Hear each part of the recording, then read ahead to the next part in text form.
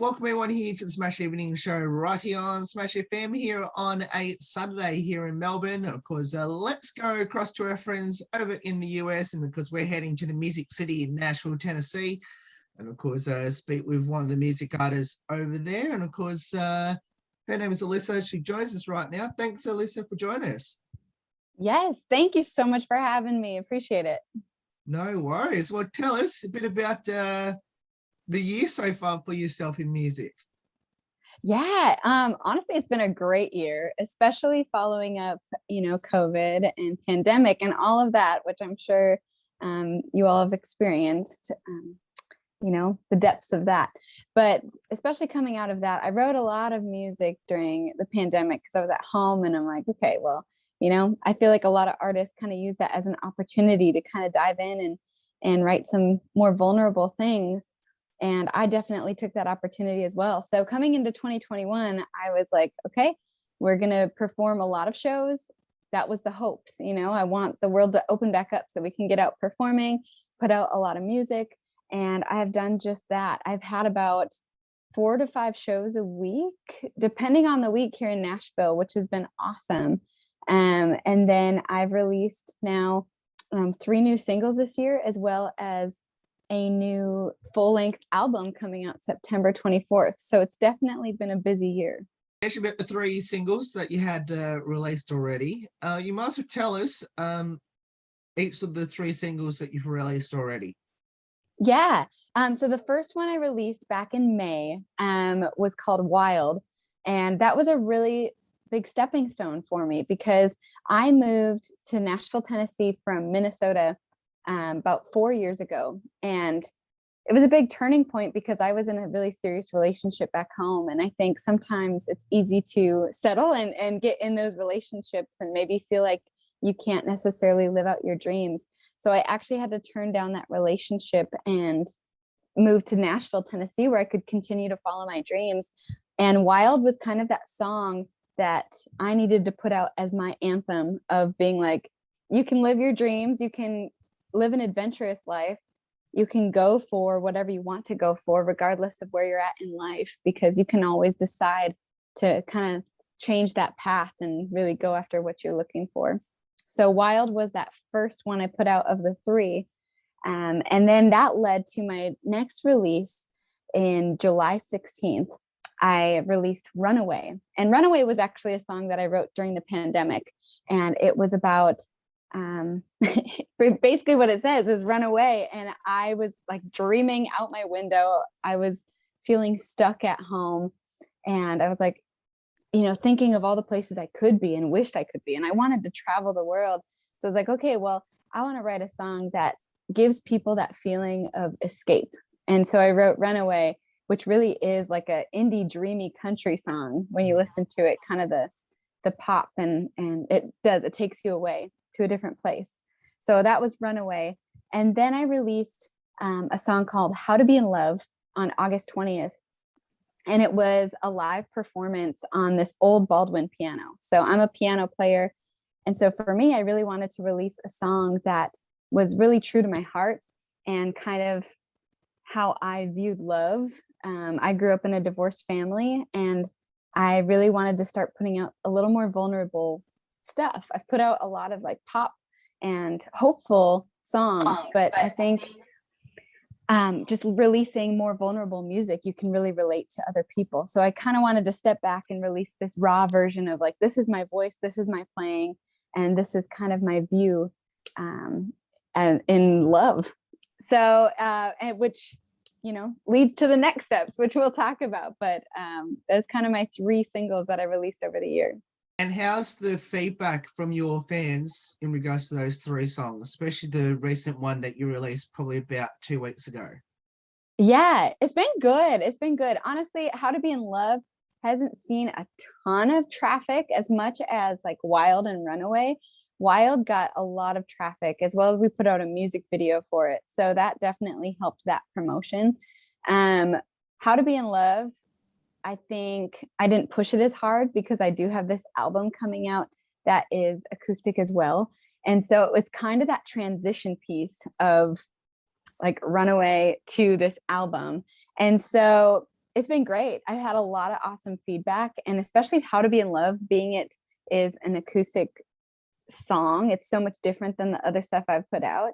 It's been a really exciting piece to put out and receive feedback, you know, kind of going into this acoustic album. So it's been really good, and I've gotten some new fans and followers. Thank goodness. So it'll be about the album now. We said we were going to get to it. We'll get to it now because it's released on September 24, which is over here September 25, over here in Australia.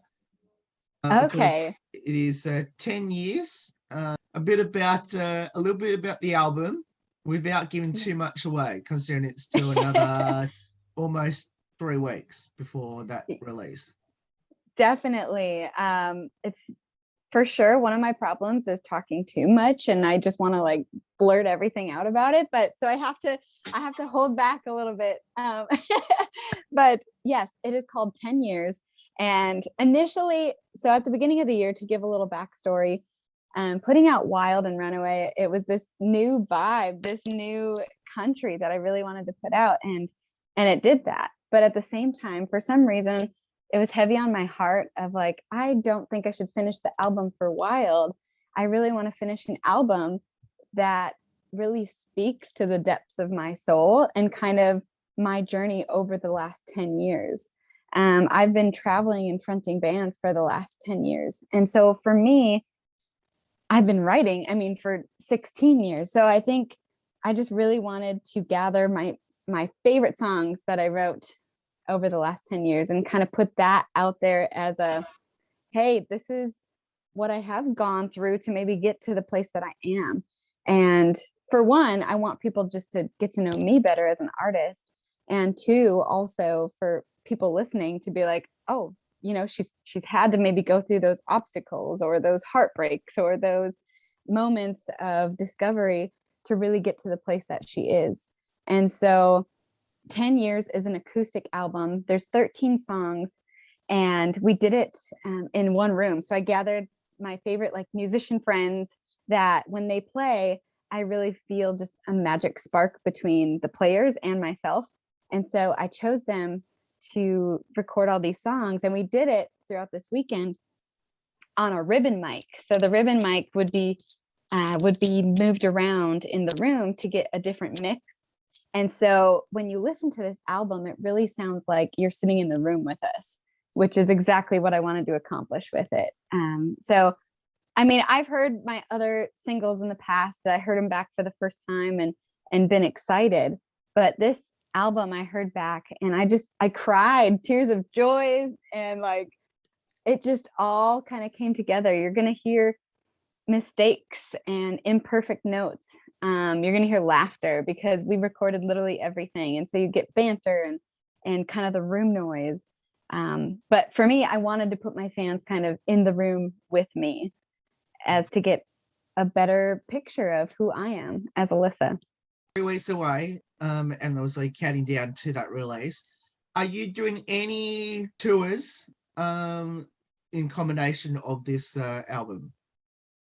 No tours set right now. However, I'm in this girl group called Highway Women, and we have some really cool things coming up, possibly a tour, as well as potential releases of music in the future. But as for me, I have a residency basically here in Nashville at this place called Lucky Bastard Saloon with one of my friends, Ian. And so we have a lot of shows there coming up, as well as I do a lot of shows around Nashville. So the Nashville scene has been really good to me. And so I'm blessed to keep performing in this area and really growing my community here. Really tour soon. Yeah. Get the move from Minnesota to Nashville. Obviously for everyone here in Australia, I have no idea the distance, because I've actually done it myself, from Minnesota to Nashville. It's have you?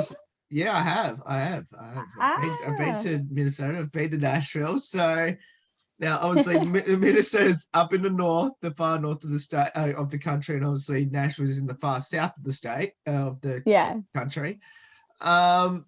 I guess why the move from Minnesota to Nashville, and I guess why do you see a lot of music artists like yourself making that move from Minnesota to Nashville? Yeah, I do. I see a lot of Minnesotans in Nashville.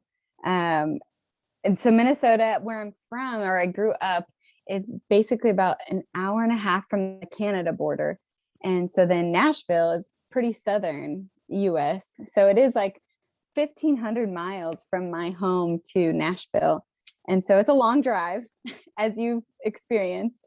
But That's right. why the move? I mean, so many of us musicians are moving just because of the opportunity. And like Nashville obviously is Music City, and it gets a lot of talented people. So I definitely felt like a big fish in a small pond moving to a giant pond and a little tiny fish. But there's so many more opportunities. I mean, the songwriter rounds and the shows and just the community, you get to work with so many talented people. So I think so many people are making that move just because it opens doors that they don't have necessarily in their hometown. Or for me, even Minneapolis was great, but I needed to take it to the next level. And I feel like Nashville is kind of that top dog city, if you're a musician, a really true test of your dedication to your craft is to make that move and really go for it. So I saw it as that opportunity. Now, how did you get involved in music, especially country music, and why did you choose it? I've been interested in music ever since I can remember. My mom always told me that I was always walking around singing. I had like a little toy like microphone thing, and I'd go around mumbling words. Yeah. And so it was just in my blood. My grandparents, actually, on both sides of my family, they were musicians. So my grandma and my grandpa on my mom's side, they had this radio show, and they used to sing on the radio, country radio.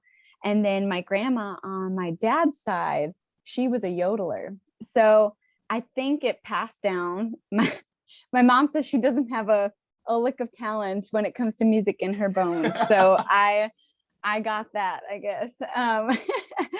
But we all are talented in different areas. But my dad, though, he's really into music, and he catered to my love of music early on. He was a songwriter, and he owns a lot of records and is kind of a record enthusiast.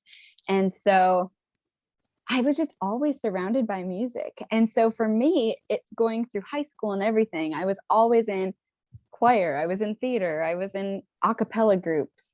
I always wrote music. And so when I went to college, I was like, yes, I'm going to go to college for music. But I quickly dropped out because I got a lead singing job in a band. So it always led me kind of to my next opportunity. And if I tried to go somewhere else or do something else, my path was always like, nope, you got to do music. And so it kind of always told me where to go, I guess. What would be some highlights throughout your music journey so far? So a few, to name a few, I always love mentioning the Medora musical because it's just something that really taught me a lot.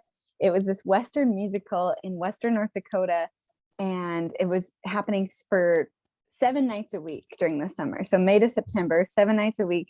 And we would get on, 6 of us girls, six guys, and we would sing and dance in this Western musical called the Medora musical. And so I had to learn how to clog and sing at the same time, and, all of that good stuff. So it taught me a lot. But moving from there and moving to Nashville has just been a huge help in my career. Like, I got hired by Tootsie's right off the bat when I moved here, which is a world famous honky tonk. And so I got to sing, on the bar and all that good stuff. So then I got hired by other honky tonks on Broadway in Nashville. And now I've been doing about 2 shows a week there at different honky tonks. And then, which I love, it's a lot of fun, but I really enjoy the original shows. And I've gotten now the opportunity to sing at some of the biggest venues in Nashville, Tennessee, which has been really neat to kind of grow that experience. But then a couple of years ago, I won a round of Nashville Rising Song for one of my songs called Temporary Fix. And then I actually this past July, I got to open up for Chris Young in Fargo, North Dakota. So that was really neat and kind of that next big stepping stone, I think, for my career and getting me on the bigger stage, which is the goal. So, what does the music scene mean to you now, especially now being in the Music City? I mean, it means community. Nashville has an awesome music community.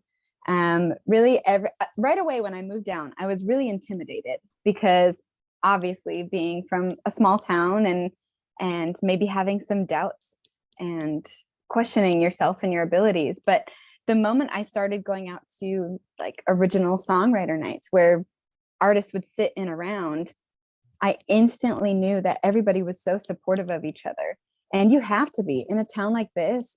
Like when your friends are successful and hit that big break, that also means that, you know, you're going along for that ride if you're a true friend. And so I think you have to be open to friendships and being a part of the community and rooting each other on. So really that has now become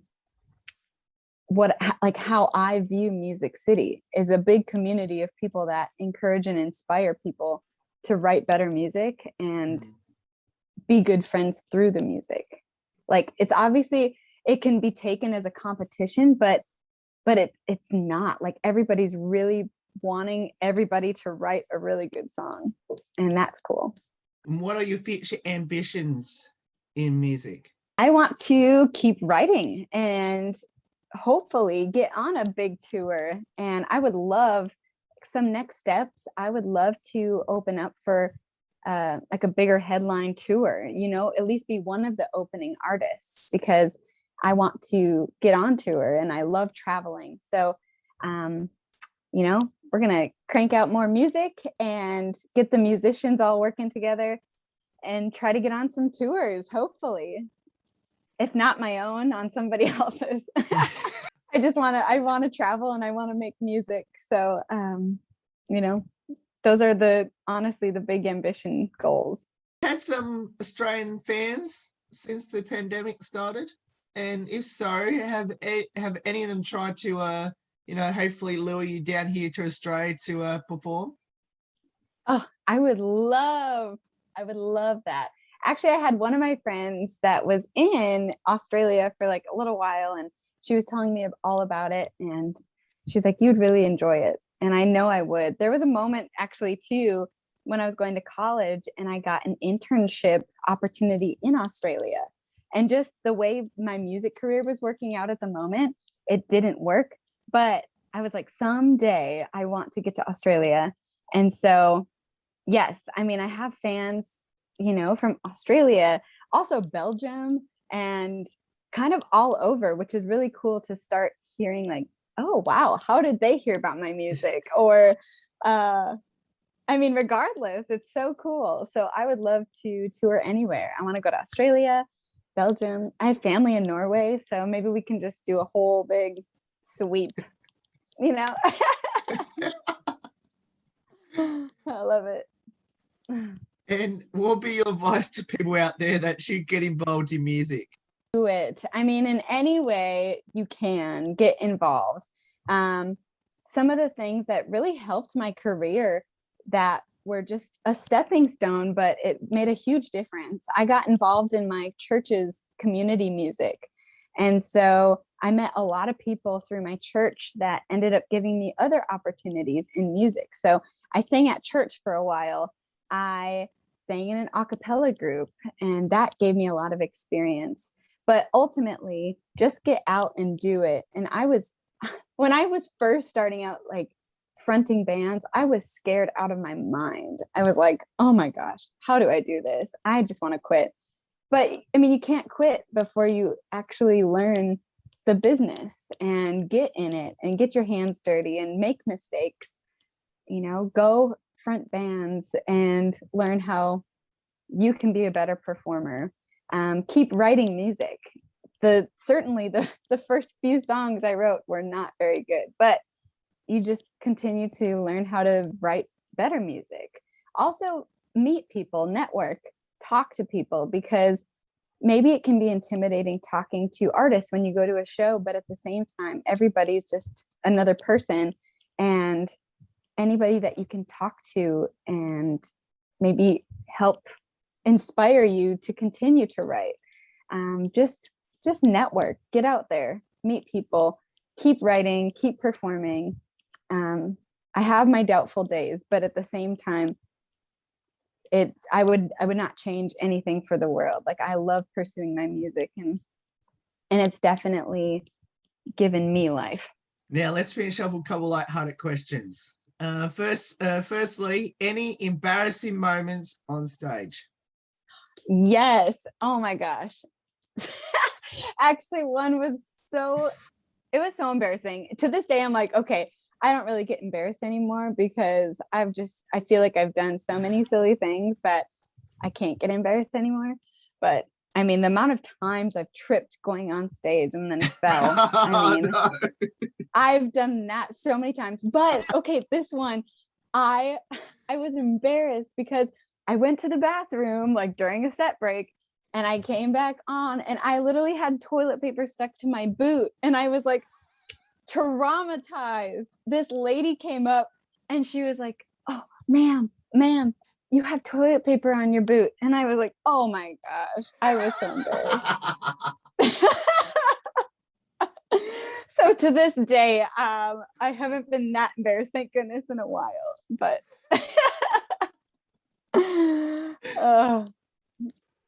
but it's okay. I embrace the embarrassing moments. Have you ever forgotten a lyric to a song? All the time. Yes. Pretty much every week. I have 4-hour shows at Lucky Bastard Saloon every Tuesday, Wednesday, and it's from 2 to 6 p.m. And so it's 4 hours of singing. But some days, like for instance, the song Heads Carolina by Jody Messina, I have sang that song probably over 200 times, but still I forget like the whole second verse. And so then I just started singing the bridge lyrics to the second verse, and I'm like, oh, shrug my shoulders and keep moving on. But still, like, every time I just try to keep going, because I mean, you can't stop the song. And probably most people didn't notice, but in my head, I'm like, how could you forget those lyrics? Let's hope most of them don't hear this and actually pays attention to that second verse. Now, do you have a pre-performance superstition or ritual? Definitely. I mean, I get really nervous. I get stage fright, which I think most people wouldn't realize, but I have to just tell myself that I'm not performing. I'm like, no, I have this weird, like, oh, if it's spontaneous, then I'm really good at it.